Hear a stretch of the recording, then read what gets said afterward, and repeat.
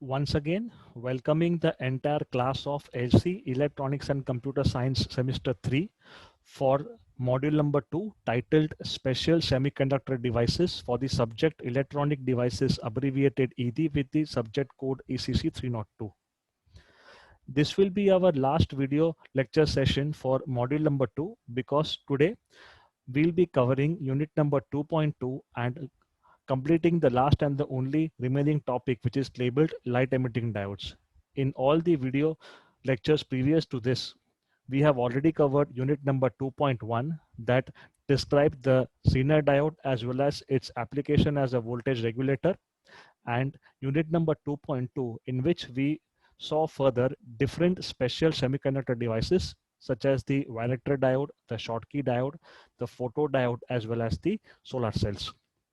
So today, as we move further and take up the last topic for module number 2 in unit number 2.2, which is titled the light emitting diode, once again, we will be having a brief review about what is light, because this entire family of photodiodes, solar cells, as well as the light emitting diodes are under the section called optical devices, or commonly called as optoelectronic devices. Modern physics, thanks due to the experimentation work of Albert Einstein, Max Planck, Niels Bohr, Thomas Young, and various other eminent scientists, have established the fact that light is of a dual nature. It behaves as a wave and it also behaves as a particle. That is, light follows the wave particle duality principle. The photoelectric effect shows the fact that light behaves as a particle. This was discovered by Albert Einstein, for which he got the Nobel Prize in Physics. The experiment by Thomas Young way back in 1801 showed that light behaves as a wave because it displays properties such as reflection, refraction, diffraction, as well as interference. So from the diagrams which you see here, the first figure shows you the photoelectric effect. That is, you have an ultraviolet radiation source that bombards a beam of light, or that bombards a beam of UV light to a plain metal surface, and we have electrons emitted outside. Although it's not possible to go into the physics about this particular photoelectric effect, but the photons definitely are emitting the electrons from the metal surface. And in this part, you see that the light behaves as a wave because you get different interference patterns on the screen. This was by Thomas Young way back in 1801 when he performed the two-slit experiment. If we look at the photoelectric effect, because that is what we need, we see that it is basically nothing but a light matter interaction in which the incident light energy, that is photons, they strike a particular metal or any particular material surface. Metals are normally preferred because the electrons are now already in the conduction band, making them readily available for conduction. This particular diagram below shows different atoms in which the green part shows the nucleus comprising of protons as well as neutrons, while the red part hovering around it shows the electrons. For every single photon that strikes the particular material surface, one electron is emitted. The energy is given by the equation E is equal to h into f, where h is simply the Planck's constant and f is the frequency. Expressed in terms of wavelength, it is given by lambda is equal to c upon f, where c is equal to the speed of light in vacuum, approximated to be 3 into 10 raised to 8 meters per second, where lambda is simply nothing but the wavelength of the photon. From the previous diagram, one thing is now extremely clear. If the incident light energy expressed in terms of electron volts is not sufficiently high enough, or is not sufficiently equal to the energy needed to eject or to emit electrons from the surface, this will have no effect at all. The light matter interaction fails in this case. However, if the energy increases and it even crosses the threshold of the energy required to emit electrons, this extra energy is converted into velocity, because although electrons escape out, they now have a much greater velocity, which is brought to on upon them by the additional energy, by the incident light energy or the photons. Similar to the photoelectric effect, the inverse photoelectric effect is also there. Here we see an atom with the nucleus, and if an electron is in an already excited state, the electron emits a photon. Photons have a discrete amount of energy with them, but they are totally massless. Once the electron emits a photon, the electron reverts back to its original ground state inside the atom. If we recall the very first of the lectures that we had taken, we had classified materials based on the forbidden energy band gap. According to this classification, we had conductors, we had insulators, and we had semiconductors as well. We also saw a couple of statements. The first being that the forbidden energy band gap plays a major role to determine the electrical conductivity of materials. The second statement was, smaller the forbidden energy band gap, the more electrically conductive that particular material is. Students were asked that which of these statements is true, which of them is false. All of them answered in one single unison, yes, both the statements are perfectly true. So the energy band gap definitely has a direct impact on the conductivity of materials. If we look at the energy band diagram of a typical conductor, as we had seen numerous occasions now, we have the conduction band, which is completely filled with free electrons, which are able to move in the surface. And we have a valence band, which is almost empty because there are no electrons present over there. Since the valence band and the conduction band both overlap, you do not have any forbidden energy band gap present in conductors. We had seen the previous example that conductors can be nothing but copper, silver, aluminum, gold, etc. Conductors are defined as materials which easily allow the passage or the flow of electric current through them. Looking at the part of insulators, we see that insulators have a large forbidden energy band gap, typically of the order of 10 to 11 electron volts. The conduction band is actually empty, nothing is there, but the valence band is completely filled up with electrons. Now these electrons are tightly associated with the valence band as compared to the conduction band.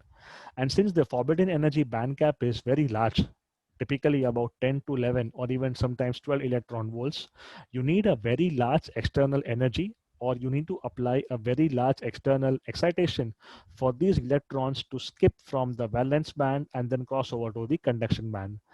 That's one hell lot of a work involved. That's why insulators are materials which do not allow the flow or the passage of electric current through them. And the examples that we have seen are wood, paper, glass, plastic, asbestos, Teflon, etc. The third type of the material is the semiconductor. The conductivity lies exactly between conductors as well as insulators.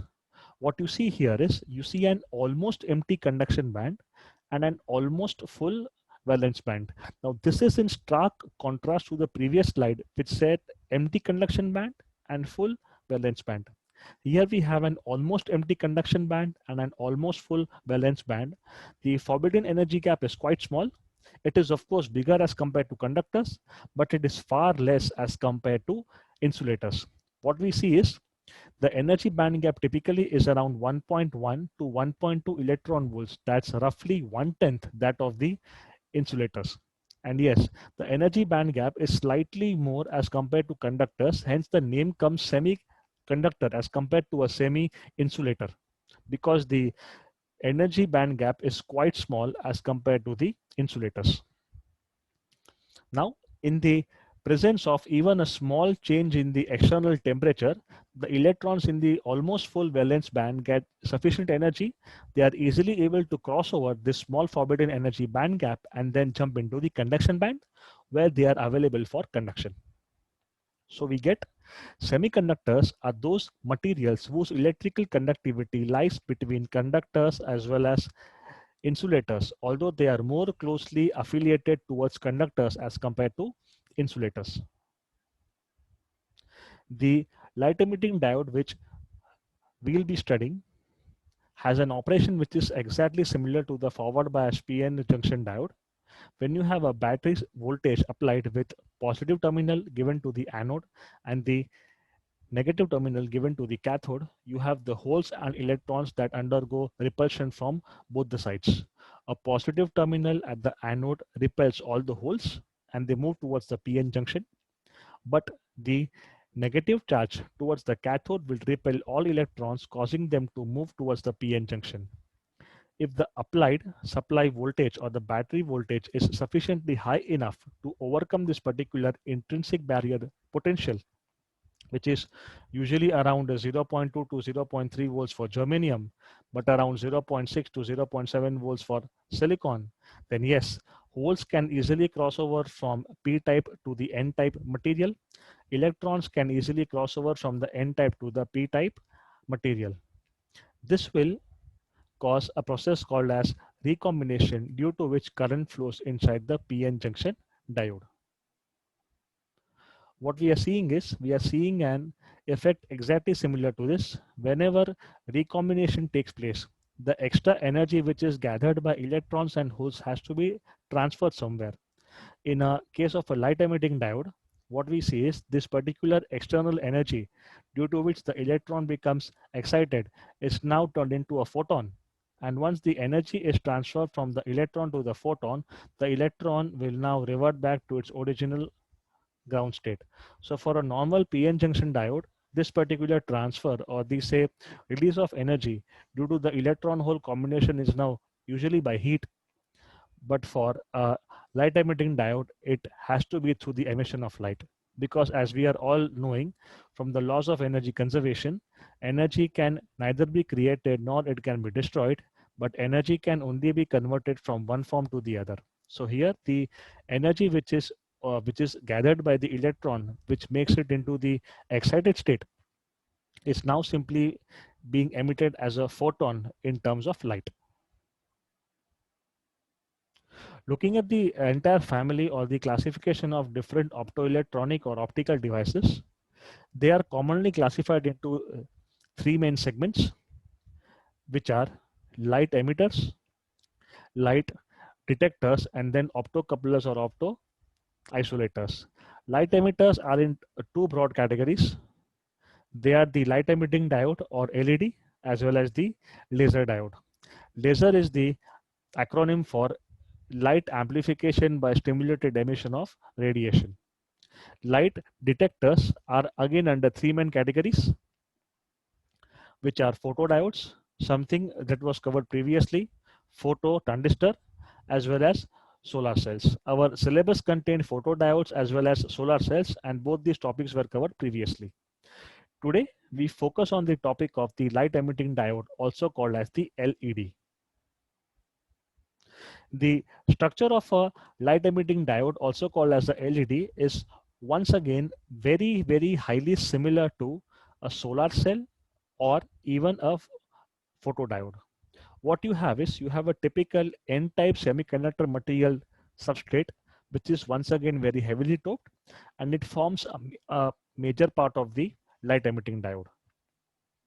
The part below the substrate is coated with something called as reflective coating, while on the N-type substrate, a special P-type region or a special P-type material is diffused, or it is grown. Over this P-type material, we have a ring of silicon dioxide layer that provides thermal insulation, and the contacts are through aluminum. There is a small window at the opening, because whenever the photons are being emitted, they can easily escape from this window and then go into the atmosphere, giving us the visible light emitting outside. Reflective coating ensures that if there are photons generated within the material, then the particular reflective coating diverts them back on top, again through this particular window in which they can escape outside. The electrical contacts, although are preferred to be of gold or silver or platinum due to their excellent conductivity. However, in a more practical scenario, aluminum is normally preferred because the fabrication is simple and the cost also is less. The same figure shown previously has been shown in a slightly better colored part, in which in which substrate is nothing but the base material, which is formed by using the N-type semiconductor material. The P-type material usually is kept thin and kept up slightly lightly doped as compared to the N-type material because it needs to emit the photons in a maximum possible way towards the output side. So here we get light being emitted at the output through this small window or through the small gap. Commercially available light emitting diodes are exactly like these. You have different colors which emit different lights, and they are all based on semiconductor physics, the doping profile, the type of semiconductor material used, etc. The symbol for the light emitting diode is as shown. It is once again exactly similar to the photodiode, with the only difference being that the light beams are now pointing away, or they are now pointing outwards, which show that light is being emitted as compared to a photodiode where it was able to absorb the light. The operation or the working can be again shown by this particular diagram here. LEDs now need a voltage to be applied as opposed to the solar cell, or as opposed to the photodiode, which was working in the photovoltaic mode of operation. When a voltage is applied, the light emitting diode behaves exactly similar to a normal or an ordinary PN junction diode, in the case that the holes are now repelled from the positive or the anode terminal, while the electrons are now repelled away from the cathode or from the negative terminal. The applied voltage being sufficiently high enough to overcome the intrinsic barrier potential which is present around the PN junction with the depletion layer, electron hole combination takes place because electrons are now able to jump from the N type into the P type material, whereas holes are now easily able to jump from the P type into the N type material. When this particular charge carrier recombination takes place, the excess energy is now given out in the form of emitted light, which is in the form of photons. A same simpler figure is as shown over here. The light is emitted purely due to the energy released during the charge carrier recombination process when the LED is in the forward bias mode of operation. This is from the textbook Robert Boylston as well as Louis Nashelski. This particular scan figure shows that when we have electron and hole recombination taking place, the excess energy is simply radiated in the form of light. Now the light can be invisible or the light can be visible, which again depends upon the light wavelength, which again is in the turn off dependent upon the doping profile as well as the semiconductor materials used. The operation is once again exactly similar to a simple ordinary PN junction diode, where the process of charge carrier recombination causes the current to flow through the device. For an ordinary PN junction diode, this excess energy is actually radiated or given out in the form of heat. But for a light emitting diode, this energy is actually given out in the form of light. And as long as the current keeps on flowing due to the continuous charge carrier recombination, the light will always be emitted, or in this case be given out. If we see the operation or the theory of working, what we see is that the positive terminal of the battery is connected to the anode of the P-type semiconductor material inside the light emitting diode. The negative battery terminal is connected to the cathode, which is made of the N-type semiconductor material, also called as the surface, inside the light emitting diode or the LED. The holes are repelled from the P-type material and they diffuse into the N-type material across the PN junction. This is only when the applied battery source Vs has a sufficiently high energy which is able to overcome the intrinsic barrier potential. Similarly, electrons are also repelled from the N-type material and they now diffuse into the P-type material across the PN junction. Once again, it occurs only when the externally applied battery source Vs has a very high energy as compared to the intrinsic barrier potential. Recombination takes place of holes and electrons on either side of the PN junction, which causes an electric current to flow. The energy released or given out during the recombination process is in the form of light. Now the nature of light, the type of light, its particular intensity, all depends upon the doping, semiconductor used, wavelengths, etc. We have seen earlier the VI characteristics of an ordinary PN junction diode in the forward bias mode of operation. Until and unless the voltage across the diode given by VD is not sufficiently high enough to overcome or to reach the intrinsic barrier potential, the diode is in the form called as the forward blocking region. It simply blocks the current to flow. However, once the voltage across the diode breaches the intrinsic barrier potential voltage given by the forward breakover voltage or also the knee voltage, typically around zero point 0.6 to zero point 0.7 volts for silicon, the current conduction will increase sharply. This is when the diode enters from the forward blocking region and straight away into the conduction region.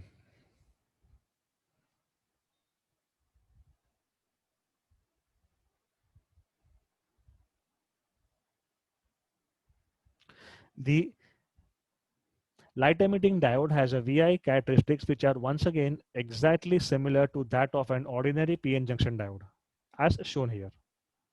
What we see is we have the current on the y-axis and we have the voltage on the x-axis. Here, what we see is the forward current is typically set to 10 milliamperes, and many practical LED applications have the set current to 10 or 15 or even max to max 20 milliamperes, because this particular current of 10 milliamperes generates a sufficient light intensity. So this current of 10 milliamperes gives you an LED voltage which is different for different materials. We have red, green and blue.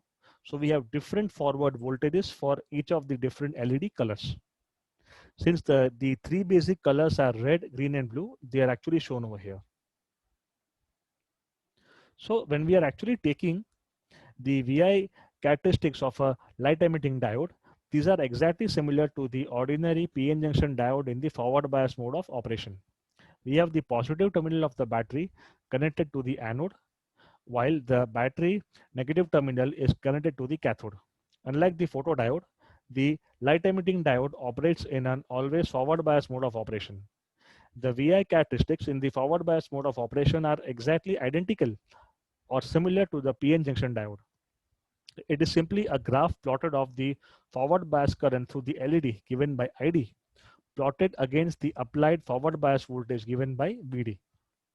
The LED operating or the turn on voltage is actually deduced from the intersection of the VI characteristics with the safe current value, typically around 10 milliamperes.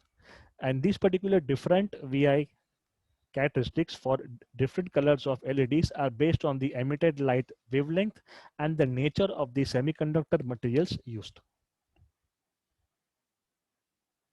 Since red, blue and green are the basic colors and they were one of the earliest LEDs to be developed, this particular graph shows us the luminous intensity of light emitting diodes. So you have the luminous intensity expressed in terms of lumens per watt as a function of the wavelength. Since visible light has a very limited spectrum exactly between ultraviolet as well as the entire infrared spectrum, you have blue, green and red LEDs peak up at different wavelengths. So roughly you have the blue LED which has a wavelength between 400 to say 500 nanometers. Green LED is between 500 to 600 nanometers, while the red LED is roughly between 600 to 700 nanometers. This table gives the actual characteristics of light emitting diodes, in which we have a table showing the list of the semiconductor materials used, their optical wavelengths, the color emitted, and more important, the forward voltage VFBO required for that particular light emitting diode to turn on. If we take, for example, gallium arsenide, then it operates between an optical wavelength of 850 to 940 nanometers, generating infrared light which is not visible to the naked eye. It has the lowest forward operating voltage, meaning it just requires a voltage of 1.2 volts to turn on. If we go for gallium arsenide phosphide, it emits the most popular red color with an optical wavelength between 630 to 660 nanometers, having a slightly increased voltage of around 1.8 volts. With gallium arsenide phosphide and adding a fourth element, nitride GASPN, we have an optical wavelength of 585 to 595 nanometers, which is again very small as compared to the previous wavelengths. This generates yellow or the amber color, having a forward voltage roughly between 2 volts to 2.2 volts. For aluminum gallium phosphide, with an optical wavelength of 550 to 570 nanometers, again a very limited range, we have the green color, and the forward operating voltage is large, around 3.5 volts. The gallium nitride GAN, again having a wavelength from 430 to 505 nanometers, emits the blue color. This was one of the later LEDs developed. The basic ones were red, yellow, as well as green or amber. We have the forward voltage slightly higher, about 3.6 volts. And the latest addition is nothing but the high powered white LED, which although consumes less power as compared to ordinary incandescent lamps or say CFL tubes, but here compared to all the LED families, it has the highest power dissipation. We have the material made up of gallium, indium nitride, having an optical wavelength roughly around 450 nanometers, which emits the white color, and it has the largest forward breakover voltage of 4 volts. We finally come up to the applications for light emitting diodes. This is a part which you may actually enjoy because I've tried my best to give you very good example of real life practical applications for light emitting diodes. LEDs are actually classified based on different categories. Category 1 deals with indicators, displays, and signs. Category 2 deals with lighting for domestic, residential, or industrial and commercial applications. Category 3 deals with data communications or optical data communications. Category 4 deals with machine vision systems commonly used for computing. Category 5 deals with the most common, that is consumer electronics, entertainment, and other electronic or electrical appliances. And category 6 finally deals with medical research as well as healthcare. There is also a separate category commonly called category number 7, and this category deals with applications not covered above. So if you look at category 1, we have indicators, displays, and signs. They are used for LED displays. So this one is the most common LED display used. Each LED display has a picture element called as a pixel. That is picture element for short. And each pixel has 3 dots, red, green, and blue. Modulating the 3 color combinations can give you several other color combinations. We have dynamic message signs on highways, such as these ones. You can get traffic updates, weather updates, temperature updates, etc. We have destination displays for public transports, which can be on trams, buses, cabs, trains, etc. One such example is shown in the Singapore Metro Rapid Transport as shown. You have the bus destination and the bus number given by bright LED lights as shown. We have traffic lights as well as warning indicators shown over here. Nowadays, all the traffic lights have been replaced by light emitting diodes because these have a very long lifetime. So they operate on the concept of fit and forget. And even if one LED goes out, the entire sequence of the LEDs ensures that the light remains visible. Now compare this with the single bulb. If the bulb goes off or if the bulb is damaged or even if the bulb is not working, the light will simply fail to function. But here, if only if one of the LEDs goes off, the remaining LEDs are there that will provide sufficient illumination. And you have entry or as well as exit signs, such as these ones. Displays can be the indicators used by cars and bikes, etc. So the category 1 shows you real life applications of indicators, displays, as well as signs. Category 2 deals with lighting used for home, residential or domestic or industrial or commercial applications. We have LED bulbs and lamps, which show you a huge assortment of different bulbs, different lamps, which are used for domestic lighting applications. They come in different shapes, sizes, as well as wattage capacities. We have LED street lights such as these. Now, these are a very common occurrence everywhere. We have LED torches or LED flashlights such as these. We have LED lanterns. You may have seen them in several marketplaces or even on the roadside shops or stalls. And we have LED tube lights such as these. These have actually made their way into a lot of modern homes. And yes, they give you quite a bit of power savings as compared to ordinary tube lights or even ordinary CFL bulbs or tubes. Category 3 deals with data communications. The first one is optical fiber communication, also called as OFC. Well, since a very brief discussion about OFC is currently beyond the scope of this particular lecture, but in optical fiber communication, the data is converted into variation or modulation of optical light.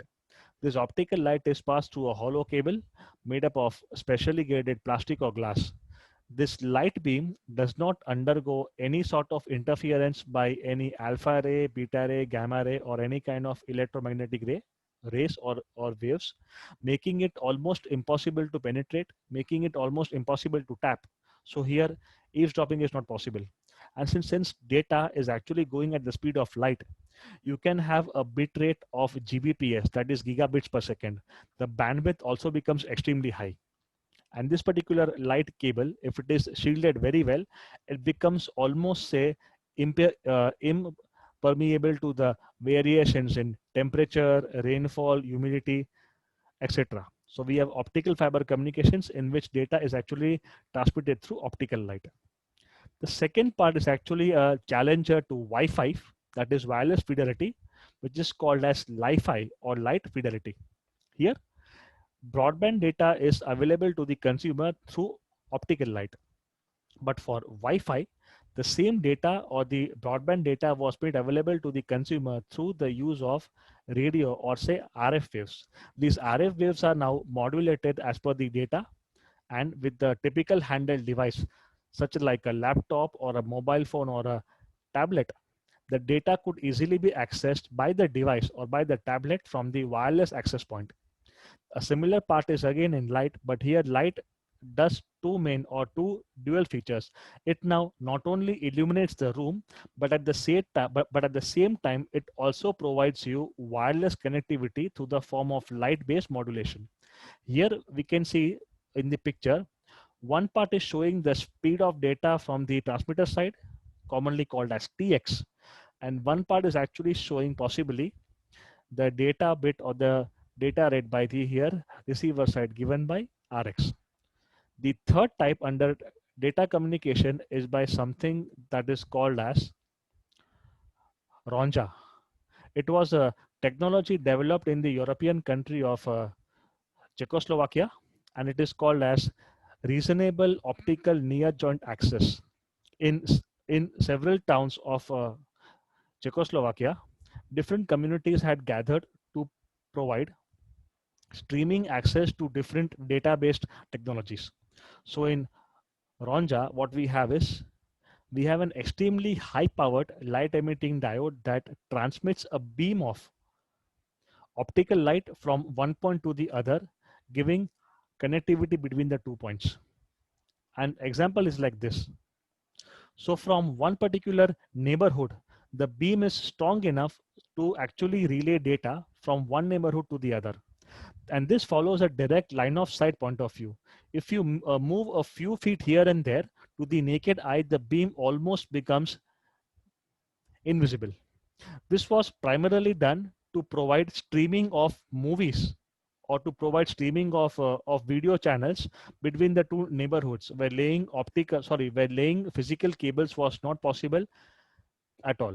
While this technology worked for up to a range of say around 3 to 4 kilometers, the biggest drawback was under adverse climatic conditions such as fog, rain, snowfall, etc., where the optical light beam used to undergo a very heavy attenuation. But still, under say under normal climate conditions in which there is no fog, or there is no snow, or even there is no rainfall, this particular Roncha technology works very well, in which we are using a very high powered optical light emitting diode to transmit a beam of light.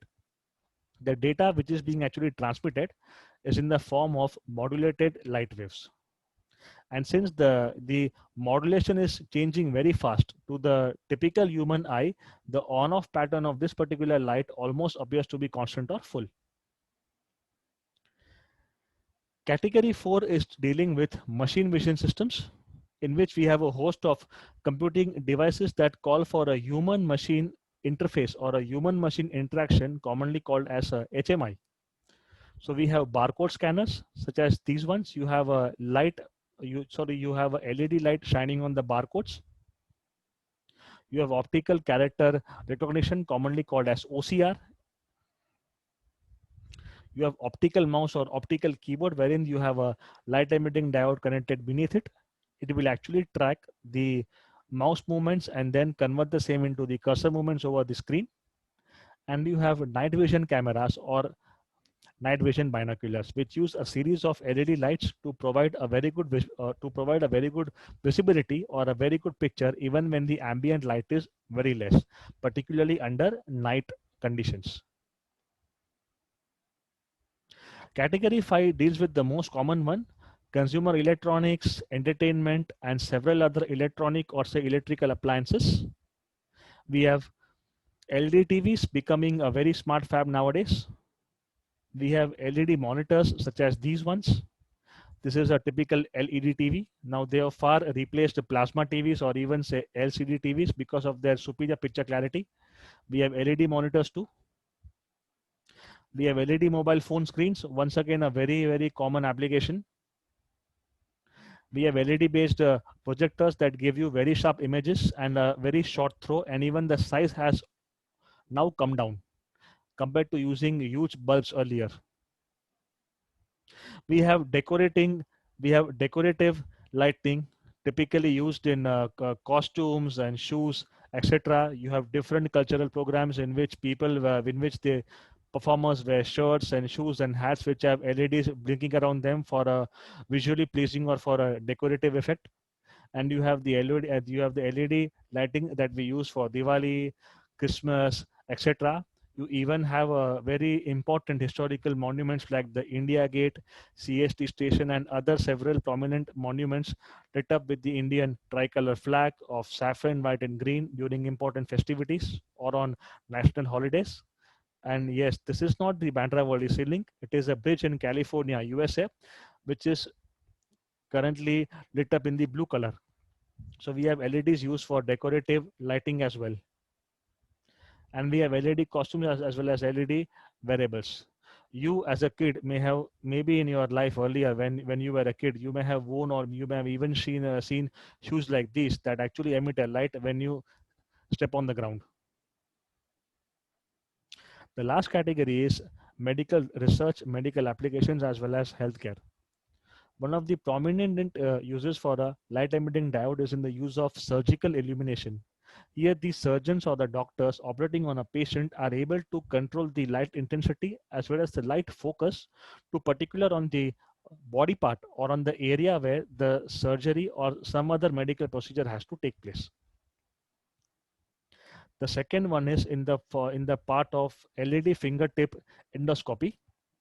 In several complicated surgical procedures in which the surgeon doesn't have an additional flexibility or doesn't have an additional degree of freedom to hold a tool or a torch as well as the particular instrument to penetrate a person's body or a typical organ, he or she wears specially designed gloves which have LEDs at their fingertips that provide a visual illumination, making them not need a separate torch or not need a separate probe that shines light into the person's body.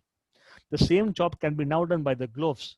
So by using the gloves, the doctor or the surgeon can reach inside the person's organ, but at the same time, he or she doesn't even require a separate torch or a separate light source for it. We have LED pulse oximeters, commonly used to measure the oxygen saturation level inside the body.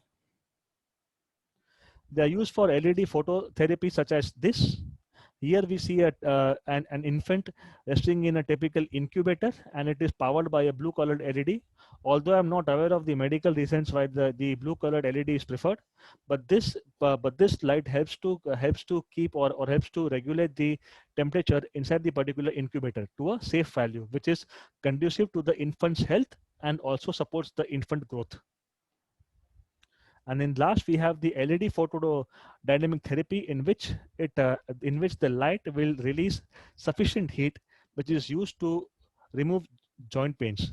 Since the light intensity can be controlled accurately, it is better than the traditional thermal warming up devices, in which the patient can put them on different joints, elbows, ankles, and actually get themselves relief from the pain. They are also used in certain cases to actually remove certain skin disease or certain skin problems. With this, we finally come to an end of module number 2, that is special semiconductor devices, which was huge. You covered all different diodes such as Zener diode, Valatre diode, Schottky diode, photodiode, light emitting diode, and finally solar cells. The list of textbooks remains the same, although students are actually referred to the book Sanjeev Gupta and Santosh Gupta, because all the particular semiconductor devices just discussed over the past few weeks have been mentioned inside this particular book very well. The list of reference books once again is the same, and the list of different websites as well as online resources also remains exactly the same.